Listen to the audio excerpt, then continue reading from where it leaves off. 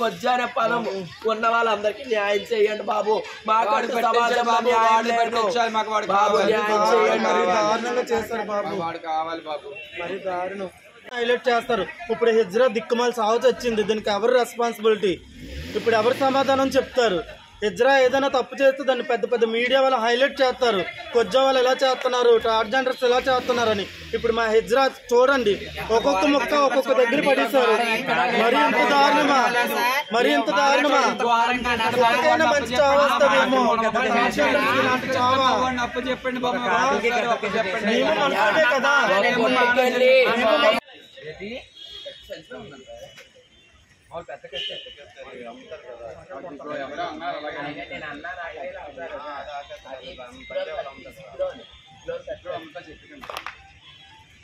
అగ్గి బ్యాన్ చేయాలి, అగ్గి బ్యాన్ చేయాలి. నాకే బాబు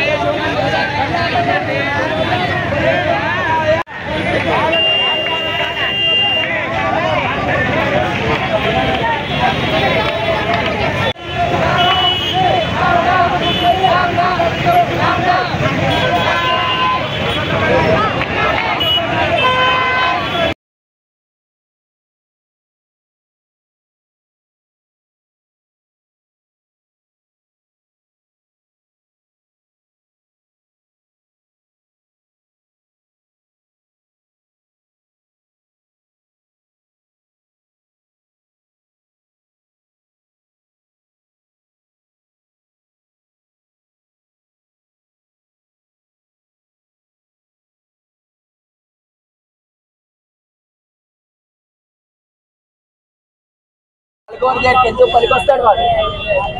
ఎందుకు చిన్నప్పటి నుంచి పెంచి పెద్ద చేశారు. వాళ్ళు ఏమంటారు?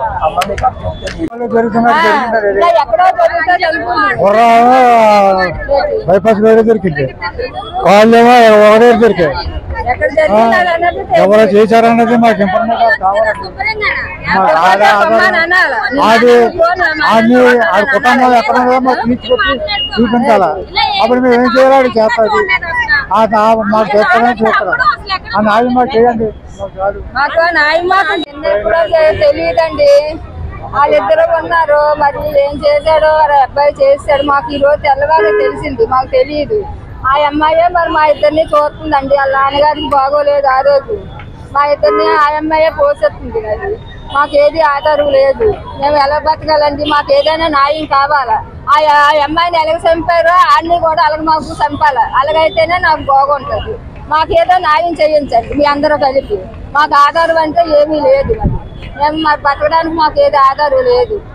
అందుకోసం మీరు ఏం చేస్తారో మాకు న్యాయం మాత్రం చేయించాలి ఏదైనా సరే. మేము అదే కోరుకుంటున్నాం.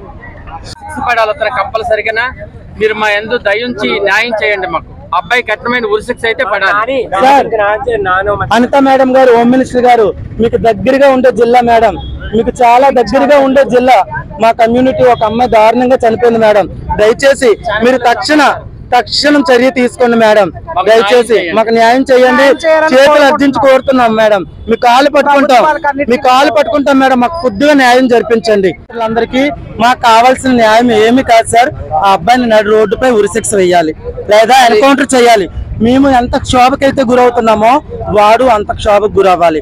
ఆ అమ్మాయిని నరికేటప్పుడు ఆ అమ్మాయి ఎంత పెయిన్ కి అయితే గురయిందో, ఎంత నరకం చూసుకుంటుందో వాడికి అలాగే జరగాలి సార్. మాకు డబ్బు, మేము ఎవరికి శత్రువులు కాదు సార్. మేము ఎవరికి శత్రువులు కాదు. మీ మీద ఆధారపడి బ్రతికేటోళ్ళు. మీ సొసైటీ బాగుంటే మేము బాగుంటామనే ఒక నమ్మకంతో బ్రతికే మనుషులు సార్ మేము. ఈ రోజు ఎవరికి అన్యాయం చేయలేదు సార్. ఆ అబ్బాయిని కూడా ఒక పంజరంలో రామచిలుకని ఎలా అయితే మనం ఇష్టంగా పెంచుకుంటామో ప్రేమించిన వ్యక్తిని అలాగే పెంచింది సార్. తను ఏం అడిగినా కాదని లేదు. ల్యాప్టాప్లకు ఉన్నది, బైకులకు ఉన్నది, బంగారం కొన్నది, జిమ్ చేస్తే డంబుల్స్ కున్నది, చాలా రాయల్ లైఫ్ ఇచ్చింది సార్. అలాంటి ఒక అమ్మాయిని వాడు చాలా కిరాతకంగా ఒక కాలు చెయ్యి తీసి వదిలిసిన మా కమ్యూనిటీ వాళ్ళ హక్కును చేసి ఆమెను పెంచుకుందాం సార్. కానీ ఒక ముక్కలు చేసి ఎక్కడో దిక్కుమాల దానిలో వడిసేసాడు. అది ఎంత క్షోభకు గురై ఉంటుందో దయచేసి మీరందరూ.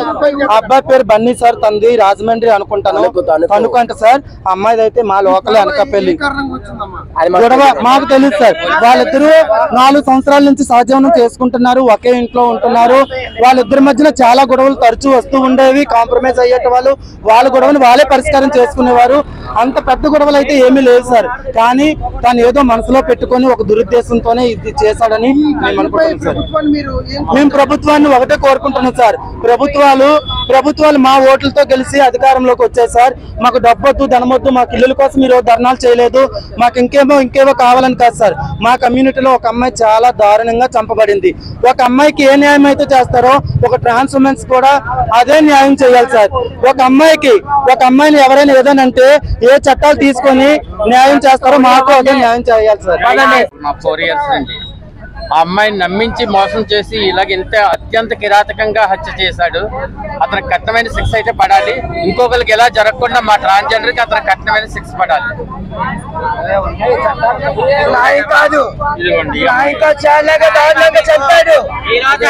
చాలా దారుణంగా అండి. ఒక తొండ ఉంచలేదు, మనిషి కొలుసులు లేవు, ఒక్కో తొండ ఒక్కో పక్కన వేశాడు. చేస్తారు, చేయాలి ప్రభుత్వం.